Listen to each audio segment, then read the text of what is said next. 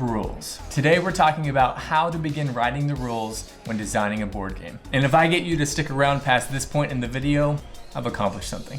There comes a time in a game designer's life where you have to write down the rules. A time where you need to define the undefined. Not only to make sense of the game for other players, but also to make sense of the game for yourself. It is through the practice of writing or typing your game's rules where you get closer to fully understanding it. The loose concepts in your brain become more interconnected and concrete, and you begin to see more of your game's strengths and weaknesses. Writing down the rules may not seem like an interesting task, but I think it can be. It is another form of the creation process when designing a board game, making something out of nothing. Similar to the practice of journaling, where you intentionally describe your day and define what you're feeling, writing down the rules to a game can be just as enlightening when you are finally able to put those fuzzy ideas into words. Let's talk about designing the rules to a board game.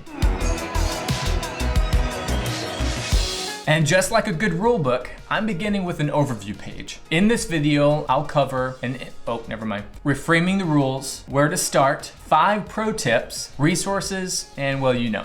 It's a lot, but there's a lot of great points to cover, and I want this video to be helpful and thought-provoking. Here we go. Before we get into how to author the rules in a board game, I want to reframe the way we view rules in games. This video opened up with B-roll from the rulebook from Ticket to Ride. Ticket to Ride is renowned for its concise, easy to learn rules. The rulebook from Ticket to Ride represents the simplicity of the game very well because it's only 2 pages front and back. Now, most game designers will not realistically be able to condense the rules down to 2 pages. That would likely make their player experience much worse. Longer rulebooks are not bad if they need to be long. However, I bring up Ticket to Ride to symbolize the spirit behind writing a good rulebook. Your challenge as a game designer is to give your players confidence enough that your game is easy to learn, that the rulebook is as approachable as possible, and that they will get through playing your game with almost all of their questions answered by just what comes in the box. For me, when I pick up a rulebook, I'm already in the headspace where I don't know if my question is going to be answered. I'm hopeful that the game will be made clear soon, but I don't know if it will. There's been enough instances when playing games where the rulebook fell short of being helpful in the moment. So I carry a bit of baggage with me every time I open a rulebook. You may feel similarly. The amount of times you had to take out your phone to scour the internet only to find an unofficial answer to your current question. Meanwhile, your playgroup is quickly losing focus and you're all not sure how long it will take to clarify the rule. Rulebooks can either discourage or empower players, solidifying or dissolving a player's commitment to playing our games going forward. That is why how to author a great rulebook is so important.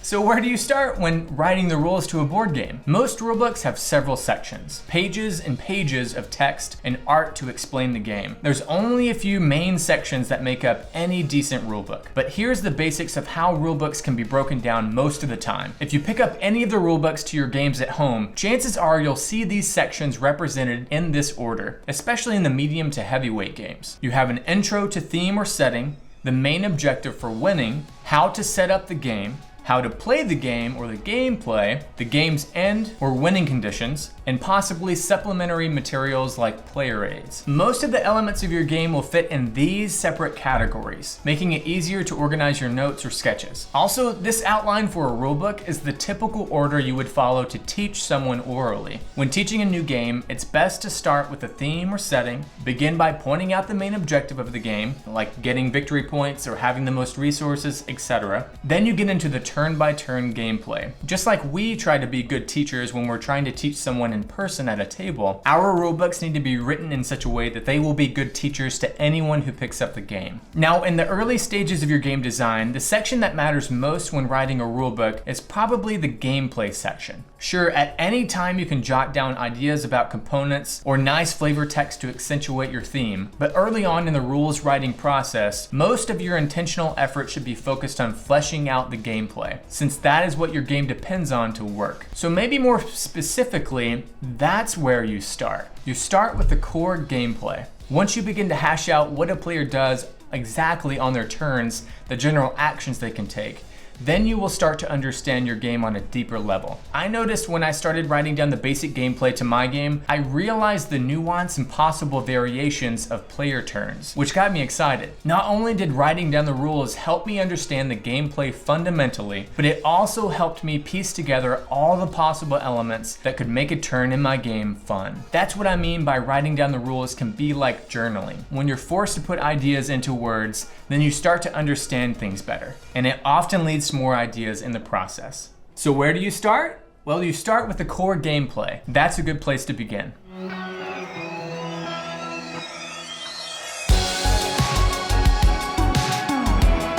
Now I'm going to quickly run through 5 pro tips when writing the rules to a board game. I'm calling them pro tips because they don't come from me. I've compiled them from podcasts, videos, articles that I've read or watched over the course of these several months. And they include commentary and tips from professional designers who've already made a game or two.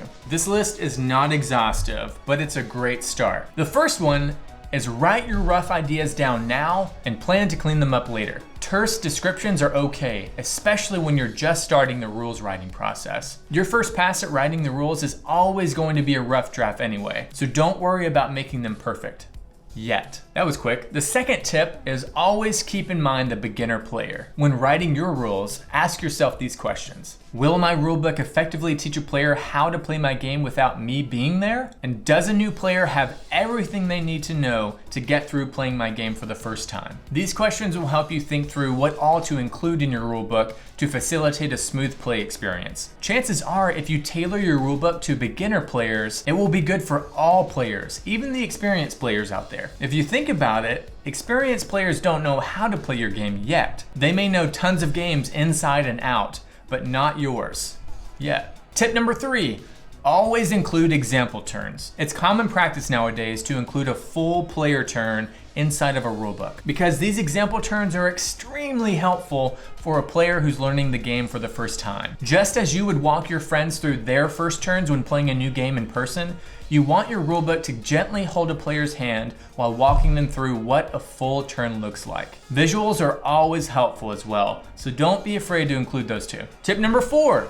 clarity in language is key. What I mean there is when writing the rules to a board game, you are always aiming to use clear and exact language, even at the risk of redundancy. Often in a rulebook, you want to use the same words or descriptions over and over again so players know exactly what element or component the rule applies to. Now, this doesn't mean you have to aim to be redundant. There's ways to include unnecessary information in a rulebook, but if there's a type of component or a card or some sort of element to the game that you want players to draw an association to as they read the rules and see the terms multiple times in the rulebook, that's when you want to be clear and use the same terms over and over. For example, this paragraph from a Root expansion's Learn to Play rulebook describes the use of plot tokens. The term plot tokens is used multiple times for clarity, and there is other descriptive language around it to explain how these tokens work. That's a lot of plots, but you get it. I recently watched a game design documentary called Game Master. You can find it on Amazon if you'd like. In the documentary, the renowned game designer Reiner Knizia spoke briefly on when writing down the rules to a game. He said something along the lines of, "You're not writing a novel. Our rulebooks are not meant to be poetic, beautiful texts that are meant to woo the reader. No, our rulebooks are meant to be objective, precise maps to the play experience. We're not trying to impress people with fancy words. We're just trying to be the right amount of boring and redundant so that players know how our game works." The last tip, tip number 5. Use indexes, reference sheets, or player aids. Another best practice for modern published games is the use of supplementary materials that accompany the rulebook. These often come as separate reference sheets that give detailed descriptions of each playing card or component in the game. Or it could be a smaller player aid that breaks down each stage of a turn and round. They could also be as simple as providing a glossary on the final page of your rulebook as a list of defined terms or symbols for each distinct action. Either way, us modern gamers are getting pretty spoiled when it comes to these player aids or included materials. So just keep a lookout for how you can supplement your rulebook with these helpful additions.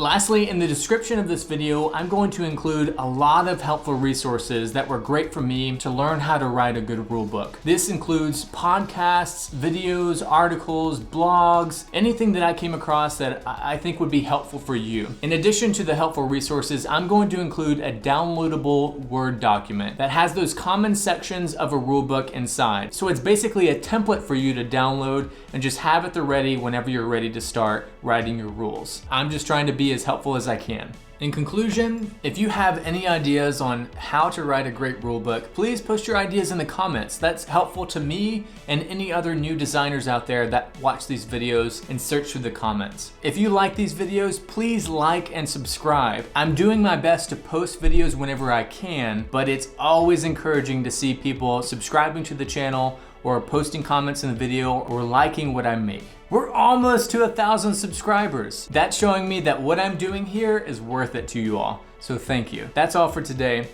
Thanks so much for watching, and I hope you have a great day.